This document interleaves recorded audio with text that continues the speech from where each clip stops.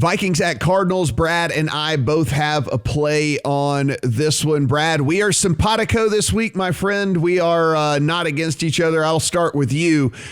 This Viking squad on my bad list, not able to get it home. Lit $3,000 on fire for 1 week of for 1 week of play.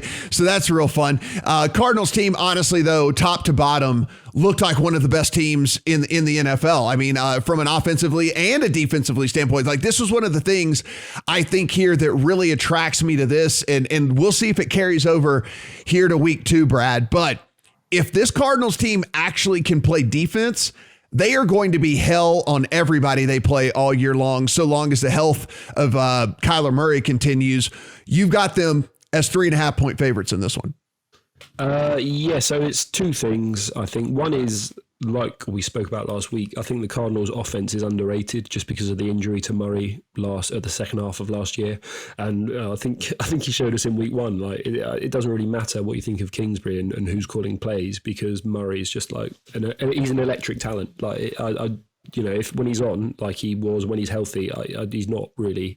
I don't think anyone's going to stop him. And then the other side of the ball, the Vikings' offensive line was a problem. It was a problem against the Bengals, right? So now they're getting Chandler Jones and JJ Watt, and Cousins again. He's not the type like Murray who can sort of paper over those cracks. He's not mobile. He will just crumple up in a heap and get sacked. So.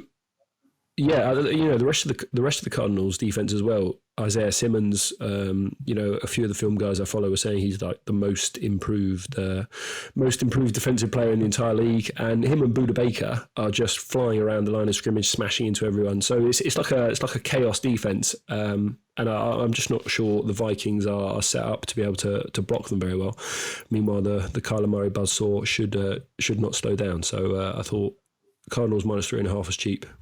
Yeah, I do too. I mean, listen, the Vikings showed me absolutely nothing that has me thinking that they're going to be able to step up their level of play a ton. I mean, listen, they went in, and I understand. Listen, you pay Dalvin Cook a lot of money, and you want to show him off or whatever, but the one thing that I will give credit to some of these coaches these days is, look, if it's not working, then they'll just move away from it. Well, not the Vikings last week. They decided to run Dalvin Cook dead center in the middle of the line 20 times for 61 yards. Yes, by the way, that's a 3-yard average. He also had it's one of those things where they refused to do what was working. By the way, Kirk Cousins was actually handling that secondary pretty well, threw for 351 yards in the game, and was one of the higher rated quarterbacks of the week. But still, let's just continue to run the ball dead center in the middle of the line and see what happens. So I don't have any confidence in this Vikings team to make a 1 week adjustment here. And I think the Cardinals could really kind of ransack them. Steven, real quick, you don't have a bet here, but you are trying to play the Vikings. Is that right?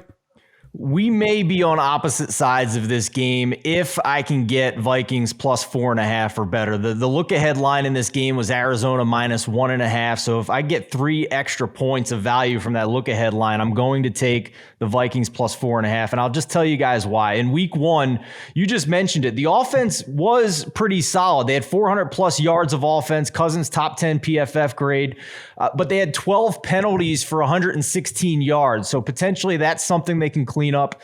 And then on the defensive side, this refurbished Minnesota front seven that we talked a lot about last week was as advertised. They generated the 3rd most pressure in week 1, and they utilized the blitz to do that, the 5th highest blitz percentage. So an interesting note on Kyler Murray from a year ago as it relates to the blitz. From November of last year, a stretch in which Arizona went 1-3, would have been 0-4 if not for a Hail Mary. During that stretch, Murray was blitzed an average of 39% of the time over those 4 games.